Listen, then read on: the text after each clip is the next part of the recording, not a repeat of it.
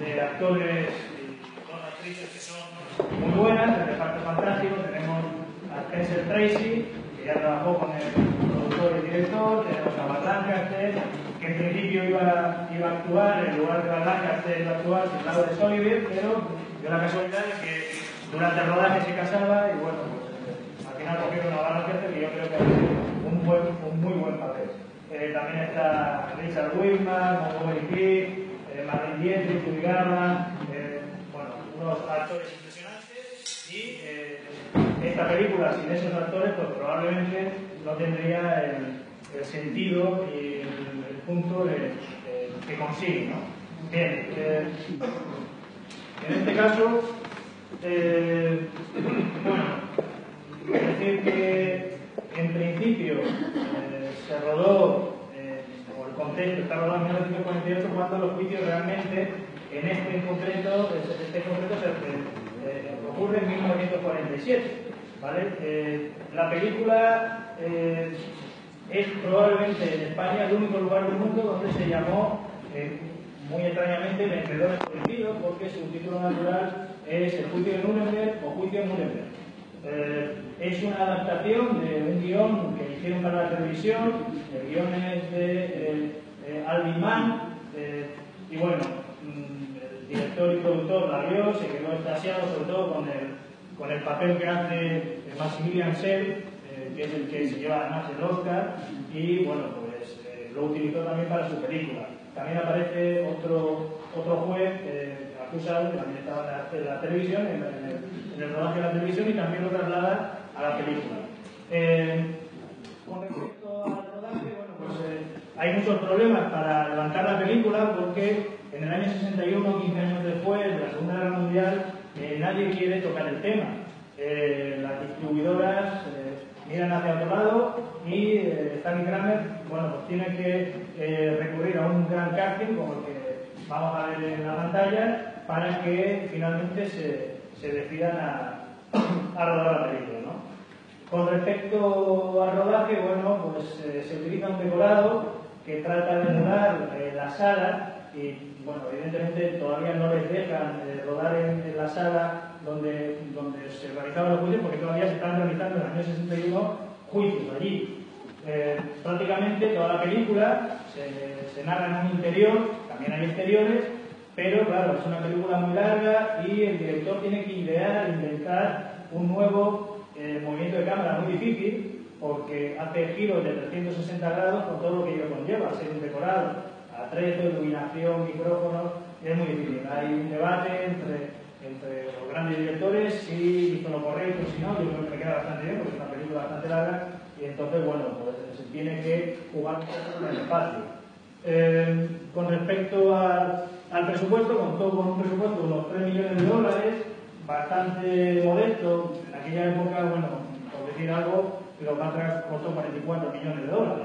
Entonces, todos los actores contribuyeron un poquito a que la película saliera adelante y, bueno, pues bajaron su caché. De hecho, Maximilian Schell fue el que menos cobró, el que se llevó el Oscar.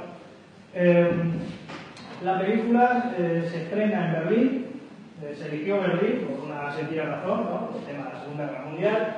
Y cuando acabó la película, Stanley Kramer se quedó sorprendido porque hubo un silencio espectral, nadie dijo nada, y Kramer se quedó, bueno, en sus memorias dijo que fue el peor momento de su vida.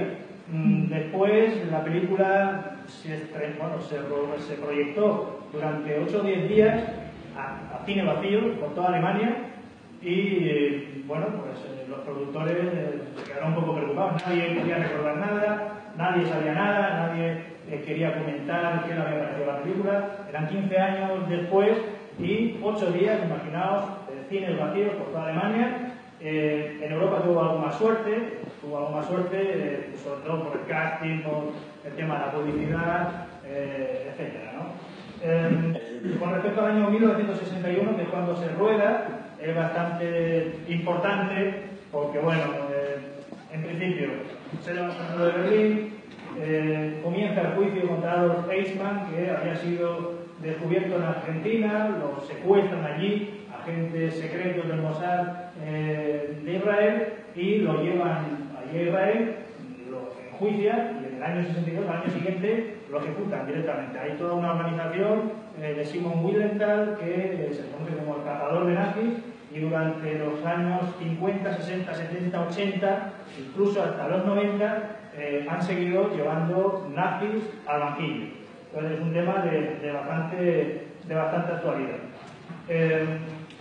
Con respecto a lo que es el proceso en sí mismo, los juicios de Nuremberg realmente no es un juicio, sino que son 13 juicios. Son 13 juicios que se eligen en Nuremberg por una sencilla razón. En primer lugar, porque allí había un edificio con una cárcel y sentía el efecto, no había sido demolido por los bombardeos, y se elige en Nuremberg. Y luego también se elige en Nuremberg por un sentido simbólico. Es allí donde se elaboraron las famosas leyes de Nuremberg contra la esterilización y todas las leyes raciales, y porque era allí donde curiosamente se congregaban y hacían los desfiles mayoritarios por todo el aparato nazi, ¿no? Bueno, estos juicios de Nuremberg es un conjunto de procesos judiciales que los protagonizan o los presiden las naciones aliadas vencedoras de la Segunda Guerra Mundial y están destinadas a enjuiciar a todas aquellas personas que habían tenido algún tipo de responsabilidad durante un periodo muy concreto, desde el 1 de septiembre del 39, que es cuando Alemania invade Polonia, hasta el año 45, que es cuando cae el Tercer Reich. En estos juicios el más importante es el juicio de Nuremberg, el juicio principal de Nuremberg, que no es este que vamos a ver aquí, sino que ese tuvo lugar en el año 45-46, este tiene lugar en el año 47, hubo otros 12 más, es el primero, el más famoso, que es donde se sentaron en el banquillo Hermann Göring, Rudolf Hess, Albert Speer, todos famosos, algunos murieron durante el juicio. Este, sin embargo, sería el juicio de los jueces, el juicio de los jueces. También hubo un juicio de los doctores, aquellos doctores como Mengele, que hizo experimentos en hospitales, en asilos, hicieron barbaridades, problemas de frío, calor, algunos murieron, simplemente hicieron experimentos con ancianos, con niños, con una masacre de eso. En este caso, este sería el juicio de los jueces, el tercer juicio de los 12 juicios posteriores al más importante, y aquí se enjuiciaron sobre todo a 16 juristas y abogados que tuvieron que ver dentro de todo el aparato nazi. De esos 16 jueces hay 9 personas que formaron parte del Ministerio de Justicia del Reich y otros fueron simplemente jueces de cortes especiales más de radio más inferior, ¿no? ¿Por qué se les encausaron? Bueno, pues fundamentalmente por la aplicación y la ejecución de las leyes que promulgó Adolf Hitler, y están basadas fundamentalmente en las leyes de la pureza racial, basadas en las leyes de Nuremberg del 35, y se ejecutaban a diestro y siniestro simplemente por ser diferentes, por ejemplo, por tener relaciones sexuales consentidas con judíos o judías. De hecho, aquí tenemos un caso, el caso Feldenstein, que representa un caso real, que es el caso Katzenberger, y de hecho el juez que representa a Baden-Württemberg, representa a un juez real ese caso, Katzenberger, era un empresario judío que tuvo una relación con una chica de 22 años, consentida, tuvieron una relación amorosa, pero este juez, aquí se llama Janin, lo llevó al banquillo y finalmente lo ejecutó, simplemente por tener relaciones íntimas con una chica aria. Entonces, aquí vamos a ver ese caso en concreto, ¿no?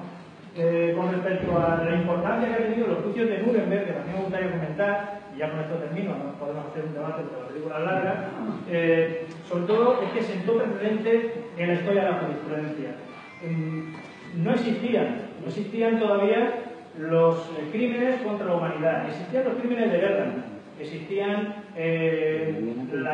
los crímenes o agresión de guerra, es decir, un país que agrede a otro sin motivo. Existía la jurisprudencia, pero lo que no existía eran los crímenes contra la humanidad.